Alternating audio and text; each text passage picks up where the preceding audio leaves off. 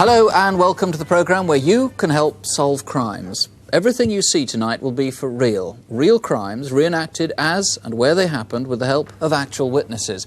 The detectives behind me are hoping that you might recognise something. If so, you can call us and speak in confidence, either to a detective or to a BBC researcher.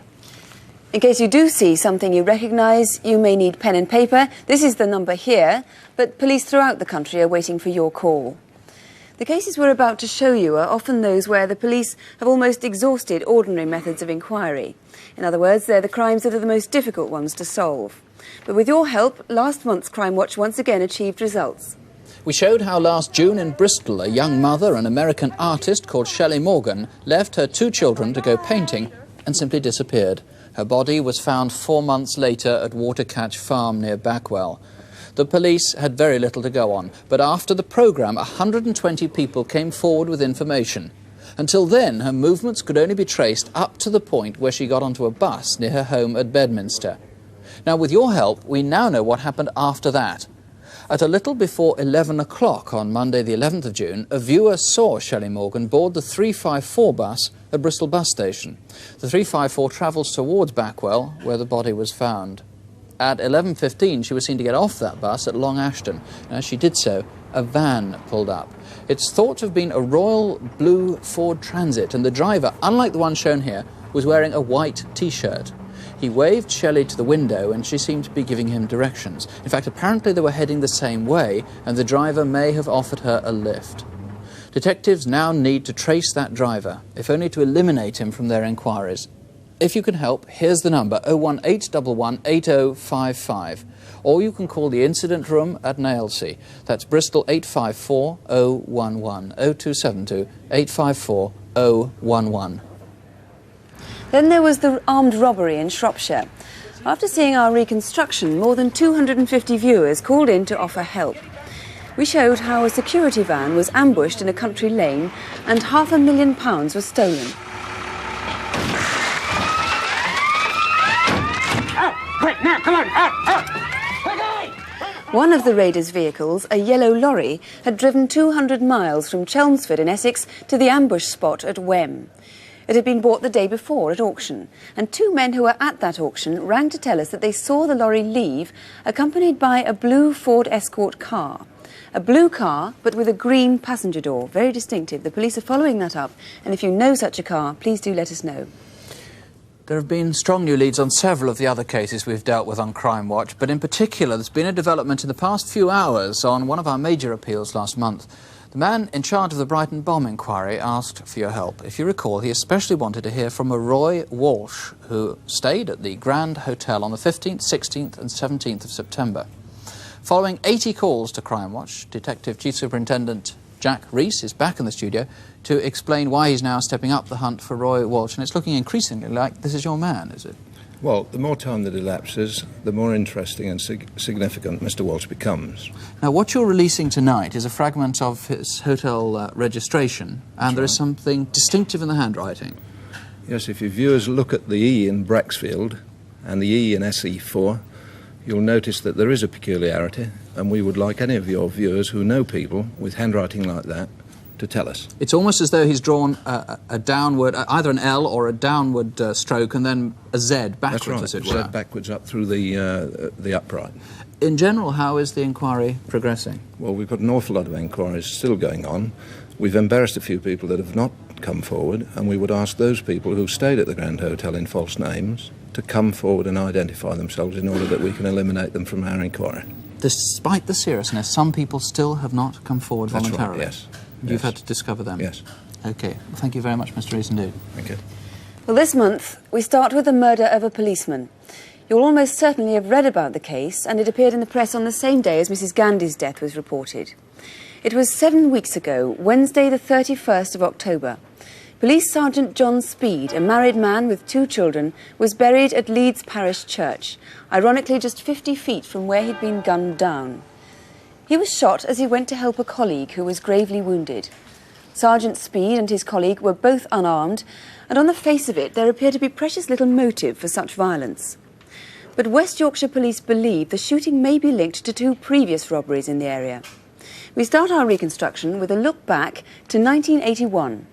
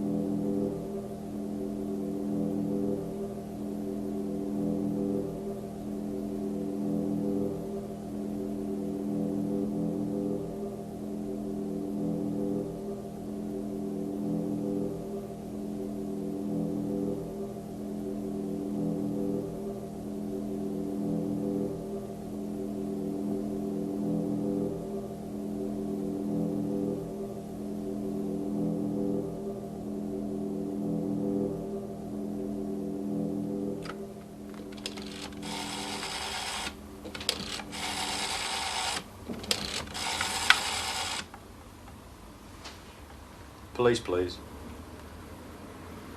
Hello? Could you send somebody round now to outside Leeds Parish Church? There's two guys that look like they're going to pinch a car. It's a yellow Mark III Ford Cortina. It's right outside the door, right opposite the front door. 2977, will you attend Kirkgate near to the parish church? A report of two men acting suspiciously near to a yellow Ford Cortina saloon. Just a minute. Where are you going? I'm not going anywhere. Why? What's wrong? We've had a report that two men have been acting suspiciously round this car park. Is it you? I've done out. You've been messing about with this Cortina? No. Have you I've been in done this anything. car? I've checked around the car park, and all is in order. 2977, can you get Sergeant Speed to come to the front of the parish church, Kirkgate?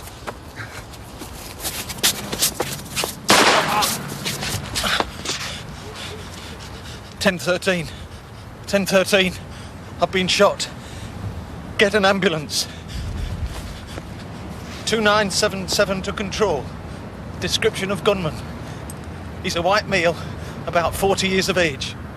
Stocky build, wearing a grey flat cap and an olive green army-type jacket.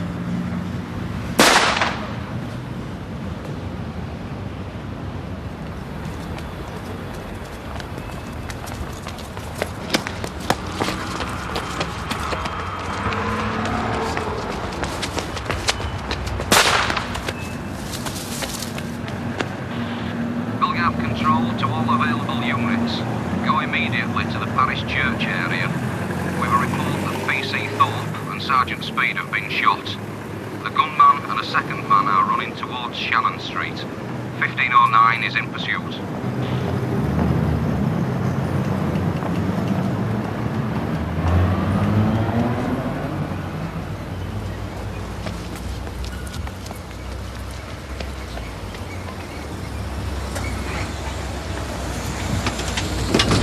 Get out of the back.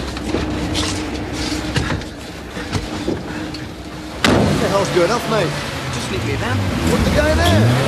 Everybody's fighting, mate. Come on, then.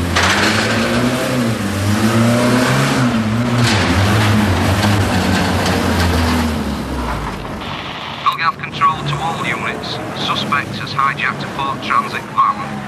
The registration number, Echo Whiskey Uniform. 455 Yankee. It's blue in colour and has Stanton roofing painted on the side with a ladder fixed to the roof.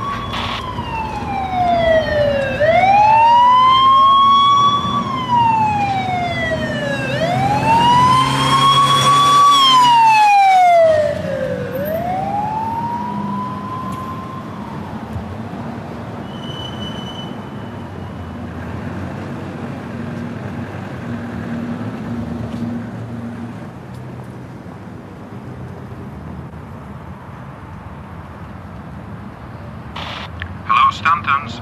It's the police from Gipton. Can you put the light on top of that van? It'll help us to find it. Okay, thank you very much.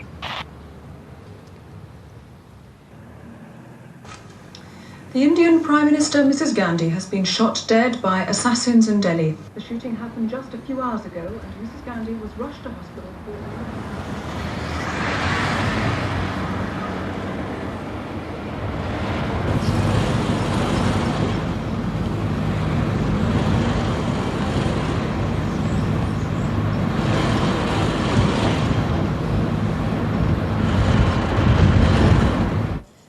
Spot of weather, please, Francis. Yes, there's a splash reaching Scotland and Ireland now, and it's going to be a damp Halloween for Scotland and Ireland. Further south, England and Wales looks pretty good today. It's going to be warm, quite sunny. There's some morning mist to clear. There's the odd patchy black cloud.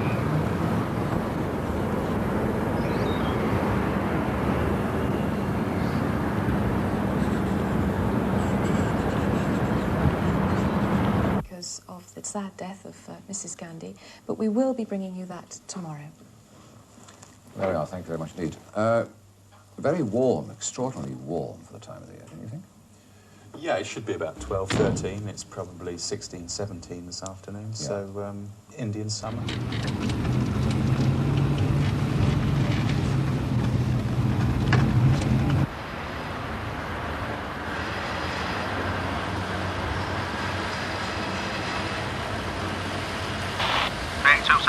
Go ahead, 3827. I found the van, it's in St. Elmo Grove. Is anybody with it? Yes, there's a man stood at the back of it. Can I have some backup, please? OK, keep your distance, keep it under observation. Don't forget he's armed. I'll send some assistance. Yes, 10-4.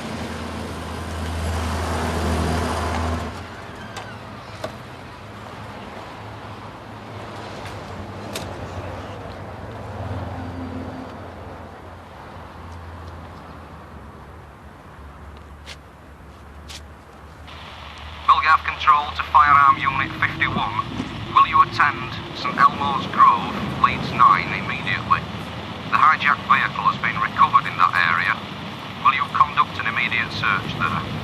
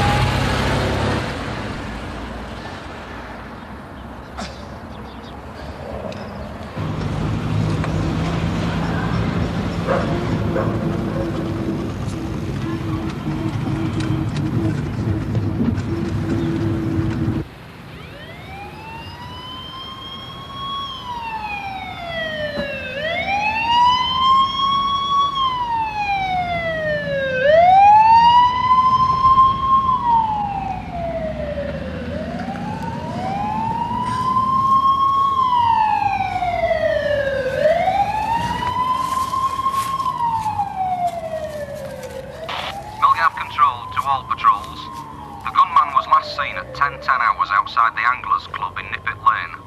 He's a white male, 5 feet 10 inches, well built although not fat, around 40 years of age, mousy coloured hair but grey in collar length. He's wearing a brown and grey checked cap, olive green combat type jacket and dark trousers. Can I reiterate that this man is armed and dangerous? If seen, do not approach but inform control. Well, the man in charge of the inquiry is Detective Chief Superintendent John Conboy. Firstly, why are you linking those two raids we saw at the beginning of that reconstruction, the two raids in Pudsey in 1981? Because the gun used and the bullets used are very similar to the gun and bullets used in the shooting of the two police officers. And what do we know about this gun? It's a .38 revolver, similar to that gun there. Right. People in the underworld might know about that gun? It may well be that somebody has sold the gun within the last few months in Leeds, yes. All right, now let's try and establish the geography. All of this, of course, took place within a very small area. In fact, within 1.5 miles of Kirkgate Parish Church, where the shooting happened. The gunman then ran off, chased by Constable John Raj, to this point here, where he hijacked that blue van at Rhodes Filling Station. The next sighting we have is about a mile away in St Elmo Grove, where, incredibly it seems, he stayed with the van for over 3/4 of an hour. Then, having been spotted by a patrol car, he abandoned the van, taking with him a blue helmet, and headed off this way. Here at Torrey Road, he was seen getting rid of the blue helmet. But the trail didn't end there. There were 4 more sightings of the gunman before he reached Leeds Anglers Club at Nippets Lane, where he was seen for the last time, as far as we know, by that woman hanging out her washing. Now, why would he have spent 3/4 of an hour with the van? Well, I feel he was hiding in public in that area. It's a quiet area of Leeds, off the main York-Leeds road. It may well be he's waiting for his accomplice to arrive there, or it may well be that he was going to carry out a robbery at a nearby post office or building society. Right. What had happened to his accomplice, incidentally? Well, his accomplice was last seen running through the Garden of Rest and onto the railway embankment, and we don't really have any more sightings of him then. But I gather he was seen, or at least conceivably it was him, was seen talking to a woman by some people working in an old people's home. There's a possibility he was seen on the Eber estate of Bermontofts by people in the old people's home talking to that woman there. Now, yes. this woman hasn't come forward yet, despite your appeals. No, we would like her to come forward. She's about 45'4" with fair hair. I've made a number of appeals for her to come forward, and I feel she should do, because I think she gave that man directions. And what about that man? What do we know about his appearance? Well, he's between 30 and 40, 5'10" to 6 foot. He's got dark brown hair. He was wearing a dark donkey jacket and green overalls. Presumably what you want from the public, any sightings that they might have had of these 2 men on that morning. It was, what, Wednesday the 31st of October? All this happened between roughly 9 and 10 o'clock in the morning. Well, it may well be that people in Leeds may have seen those 2 men together before, and I would hope they would come in and tell us if they have. Any criminal in Leeds, and we've had a great deal of help from the criminals of Leeds, may identify them. I would hope they'd come forward. And if there's anyone who may have kept them in a guest house, lodging house or hotel the night before, I would like them to come forward. The underworld really has helped you try and trace this man? They have, yes. Here is the Crimewatch video fit of him. There you see him coloured in. Maybe you could just repeat what we're looking for. Well, he's about 40 years of age, 5'10". He's stocky build. He was wearing that check cap, olive green combat jacket, dark trousers, and as I've said, he's about 40 years of age. In the reconstruction, he had a rather stiff sort of gait, a rather strange run. Was that because he'd hurt himself, or does he normally run like that? He may have hurt himself near the wall at the parish church. A number of witnesses have said he ran pincy-toed. Right. John Conboy, thank you very much indeed. If there's any way in which you think that you might be able to help, please do call us. Here's the number, 01811 8055. Remember, there's a very big reward. You can talk to a BBC researcher if you prefer. You can call the police directly in Leeds. The number there is Leeds 454 197. That's 0532 454 197. And let me stress that you can call in the strictest confidence. And now the Crimewatch Incident Desk, where we invite the police to appeal to you directly. Here are Detective Constable Helen Phelps and Chief Inspector David Hatcher. First on Incident Desk, we're appealing for your help on the murder of a 76-year-old lady, Barbara Pinder, described by her friends as strong-willed and lively. She was strangled, then stabbed 35 times at her home in Battersea in London, sometime between Friday the 26th and Sunday the 28th of October. She lived here at Prince of Wales Mansions in Prince of Wales Drive, and we need to trace anyone who was seen entering the flats during that weekend. Mrs. Pinder lived in flat 24A, and to remind you, that was the weekend that the clocks went back. Many witnesses have already come forward, and 2 in particular remember seeing 3 workmen enter the mansions at about 10:45 on the morning of Friday, October the 28th. Those 2 witnesses produced this photo fit of one of the men, and here at Crimewatch they were able to improve on the picture to produce this video fit. The man was about 5'9", 35 to 40 years old, and wore a red jumper. One of his 2 colleagues wore blue overalls, and the men were carrying tools. Later that morning, 3 other men were seen in a green van outside Prince of Wales Mansions. We want to hear from anyone who saw that green van, or this man and his 2 fellow workmen. Your help is also needed in Manchester in the hunt for a man who raped an 11-year-old girl. happened a month ago on Wednesday the 21st of November in the Moston area.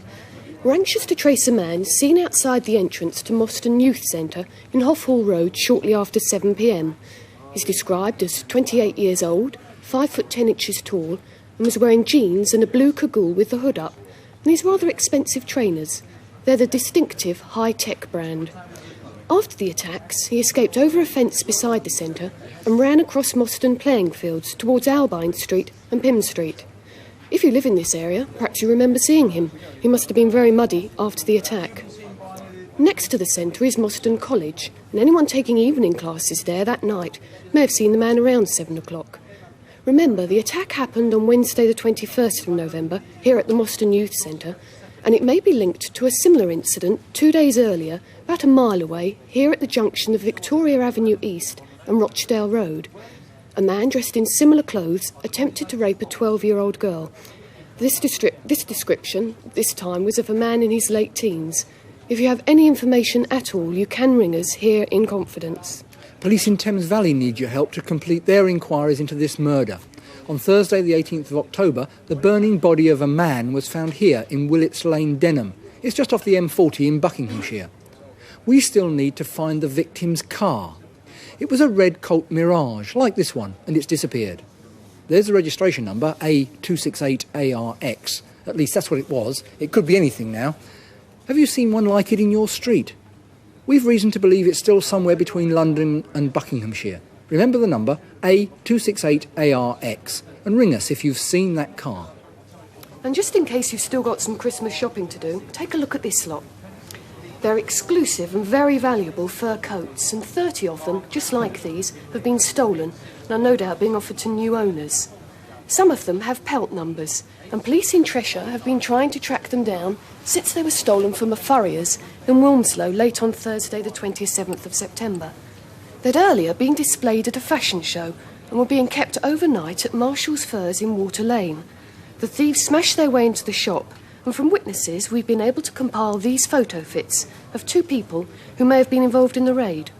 The pair are thought to have Liverpool accents and may use a white Mercedes car seen in the area prior to the robbery. 30 furs, valued at more than £40,000, were stolen. They're all one-offs, and these are some of the pelt numbers of the coats, which are mainly a mixture of sables and minks. They could be anywhere by now. Manchester, Liverpool, even London. You never know where they might turn up.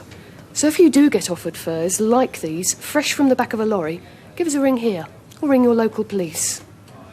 And the number to ring if you can help in any way, 01811 8055. That's 01811 8055.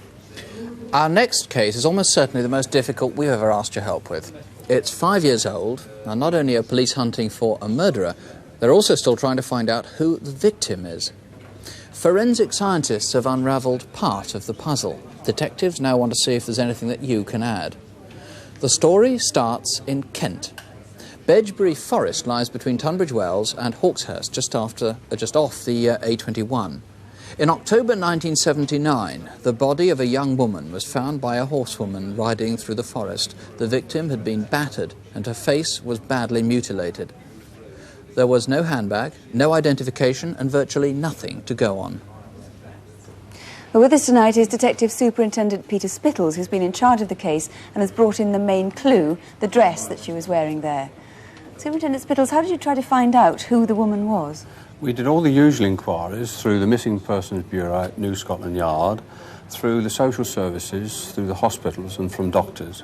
We also did a large poster campaign throughout Great Britain and Europe, but we were unable to find any clues as to her identity.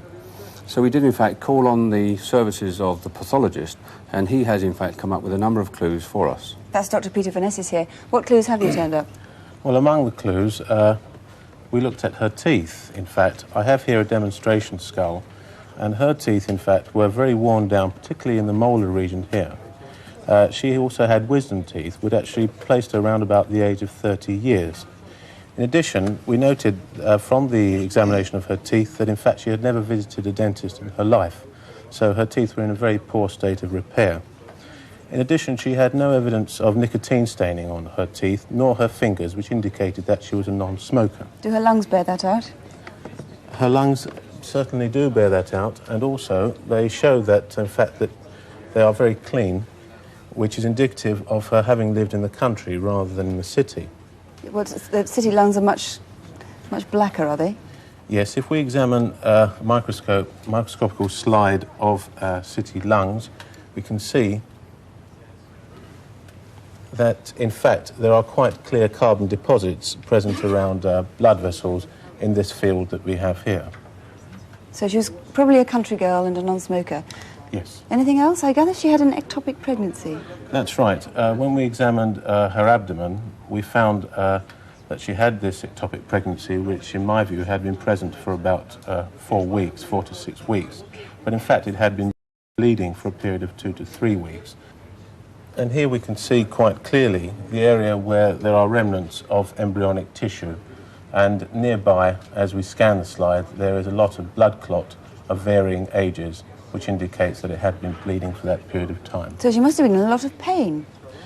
Yes, she must certainly have been in a lot of pain, and anybody who was with her or knew her very well would obviously realise that she was very distressed. She may even have visited her doctor and complained possibly of an appendicitis because it was on the right side. So we're beginning to get an impression of the woman. She was probably about 30 years old, almost certainly a country girl, as I said, and a non-smoker, and she may well have been a mother. Is that right? Yes, she had obvious stretch marks on her abdomen, clearly indicating that she'd had an advanced pregnancy at some time, and the appearances of the womb also indicate that, so she probably had at least one child. Right. So, Superintendent Spittles, what have your inquiries added to that now? The main clue we have is the dress that Josephine Hadlow has at the moment. We took it to her at the Medway College of Design, and she told us that that particular dress is in fact made from a furniture fabric, and it is homemade. It has been made by a woman at home, and it has been altered on at least 2 occasions.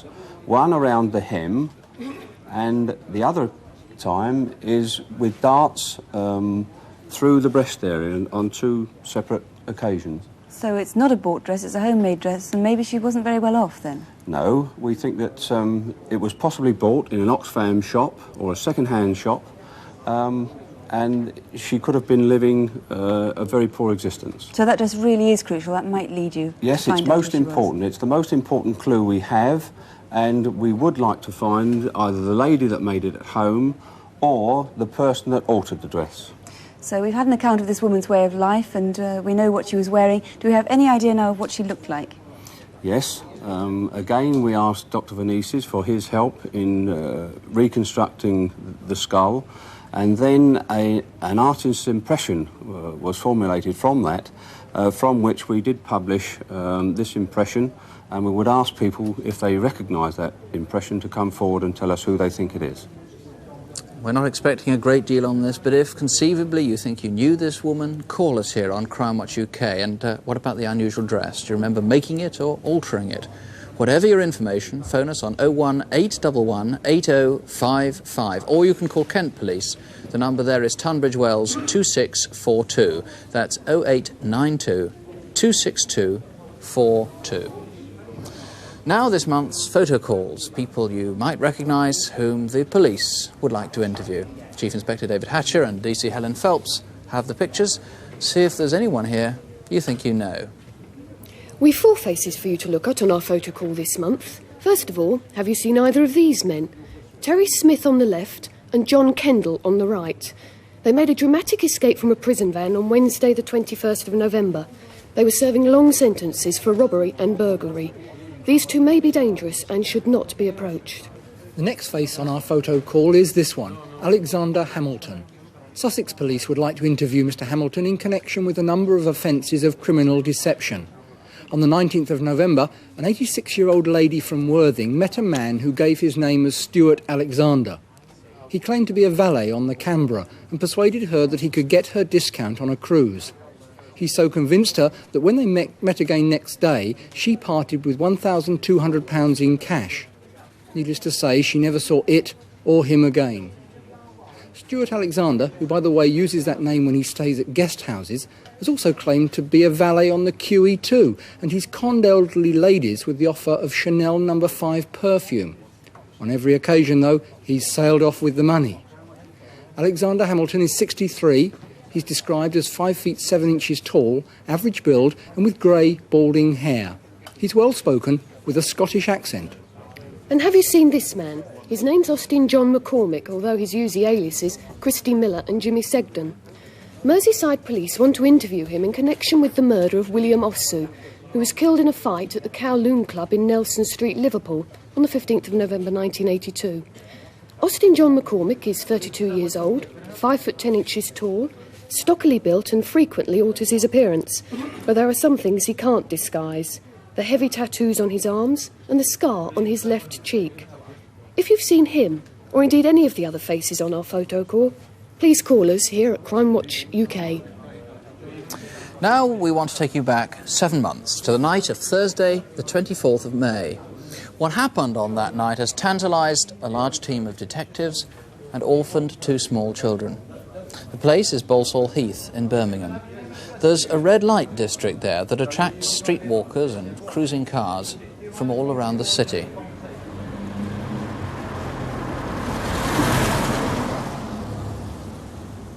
Several women have been murdered in Birmingham in recent years. Prostitutes are frightened, but they work on. I've been a prostitute for 18 years, and I work in the Balsall area. Since Yvonne died, it's very frightening. Very, very frightening out there. Because you never know who you're picking up. He could talk very, very nice, act as a gentleman, until he gets you to the place. Then he could turn all of a sudden. That's almost certainly what happened to Yvonne Coley. She was 28, quiet but well-liked, and though she'd never married, she was a mother with 2 young daughters to support. Beverly, don't you stay up late watching this telly. And finally, the 24 hours Good night, after the Rachel. Lancashire water station Good night, disaster, Beverly. it's still not Don't known stay up what late caused now. the explosion which killed Good night. 9 Good night, love. One of them Now don't go to sleep late. Messages of sympathy have been sent by the Queen and by the Prime Minister. This has been News at 10. Good night. We know just after News at 10 had finished that Yvonne made herself ready to go to work. She was late tonight, for the 24th of May was her mother's birthday, and there'd been a party. Sometime after 11, she left her house in Bordsley Green.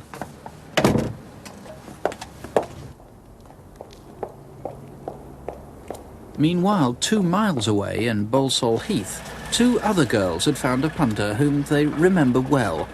A rather drunken client, and a blue van that would soon assume a crucial significance. She's just my friend, that's all. She always comes with me. I want her out, and I want you in the back. I don't get her in the back of vans. In the back, I say. Providing you pay me first.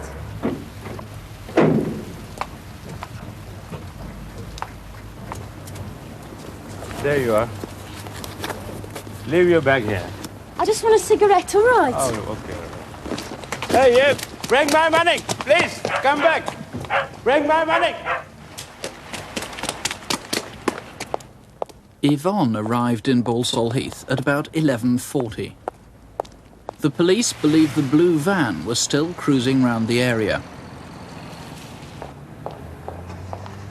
Halfway up Ladypool Road, before getting to her beat, Yvonne stopped briefly here. I'm aware. Hello. One of them meat patties.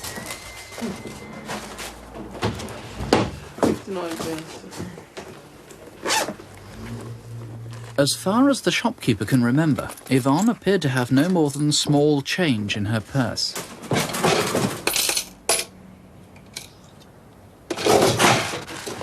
Ta. See ya.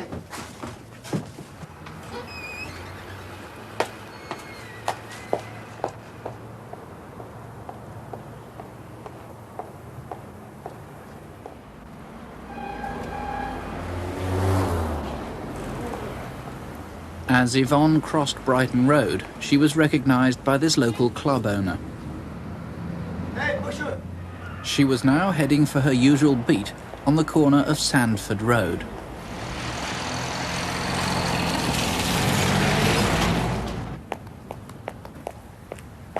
You're late coming up tonight. I've been at my mum's. We're having a party, it's a birthday. What time is it anyway? 11:45. Oh, I'm going home. I'll see you tomorrow night. Oh, stay on a bit. 5 minutes. OK, wait till you get your first one, then I'm off. Oh, it's a packy, I don't want in. Oh, I'll do it, me.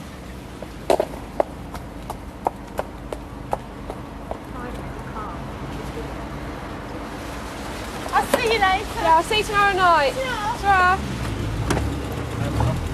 Yvonne went with her first client at 11:45.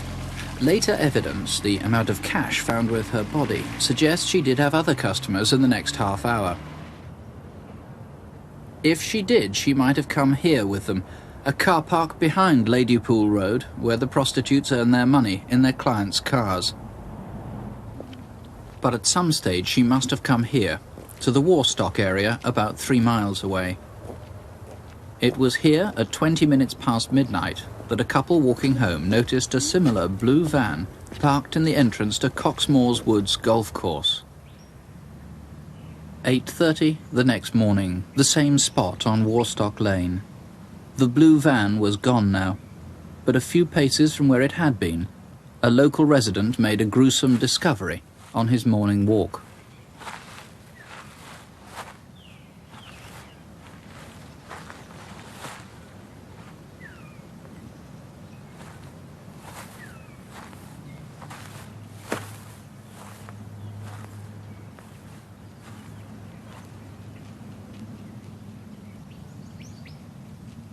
Mike 21, attend Warstock Lane to a report of a female body under the hedgerow on the golf course. Privacy Mike 21 received, over.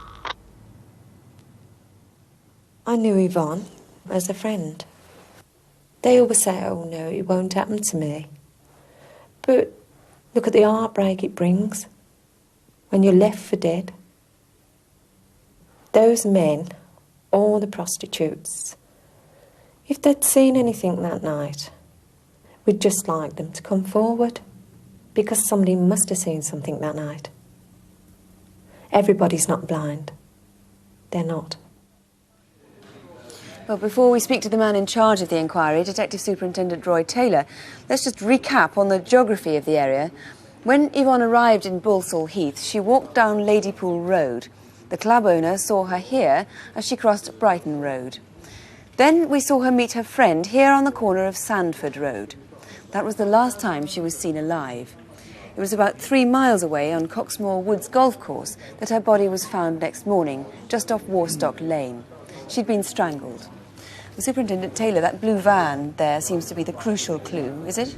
It is crucial, yes, because we have 3 sightings of the van that night. One at about 11:30 p.m. in Birchwood Crescent, again in the area of Church Road a short time later, and then of course near to where Yvonne's body was found at about 12:20 a.m. on the Friday morning. So you do need to trace that, if only to eliminate it from your inquiries? We do most definitely, yes. The trouble is there are hundreds of blue vans, of course. Can you narrow it down for us? Yes, it's a dark blue van in the 15, 17 or 22 hundredweight class. No windows in the side, and it is fitted with, we believe, Lee Conquest, this type of tyre, which is a cross-ply with Avon Supervan tyres also. So that's an interesting combination of tyres on one van? Yes, we've checked many thousands of vans in this inquiry, and as yet we've only turned up 3 with similar combination of tyres. It's almost like a fingerprint. What about the driver?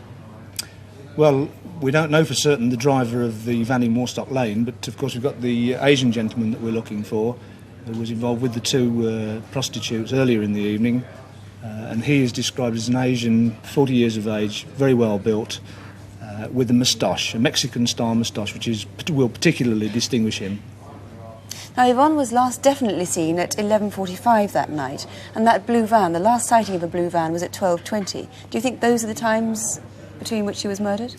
I think that she was probably murdered a short time after that, and that would be consistent with the sighting of the blue van in Warstock Lane, because when she went out and when she bought the patty, we know that she had no money with her. We know that she had money with her when her body was found, and of course that would indicate that she'd been with a number of clients. What about a blue Mercedes that somebody said they saw her in? Yes, we've got an unconfirmed sighting of her in a blue Mercedes in Brighton Road at about 1 a.m. that morning, and we do need particularly to try and find the person who was driving that vehicle, whether he was with a prostitute or with his wife or whoever, if only to lose the sight, to try and eliminate them from the inquiry. Briefly, how else can the public help? Well, of course, if we can trace the van with that combination of tyres on it, if we could trace the person that was with Yvonne, anybody that was with Yvonne that night, then I would appeal to them to come forward and contact me. Superintendent Taylor, thank you. Thank you.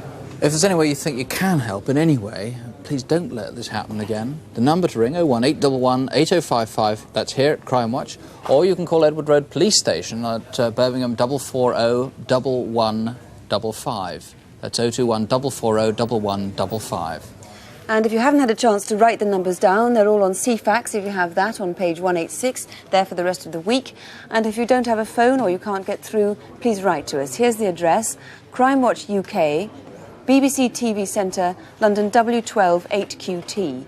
The main number is easy to remember, and we're going to be here all evening, so please ring if you think you might be able to help in any way, however small. In fact, as always, we'll be back to tell you what develops in about an hour from now. That's Crimewatch UK Update here on BBC One at about 11:05. If you can't stay up till then, please don't have nightmares. A big Home Office research study published last week shows that the risk of serious crime for most people is, and I quote, very small. And contrary to what most people imagine, the figures show clearly women are safer than men, and old people are safest of all by a long, long way, which means that thankfully the sort of crimes we've asked your help with are very rare indeed. And maybe you can help make them rarer still. We'll be waiting for your call. For the moment, good night.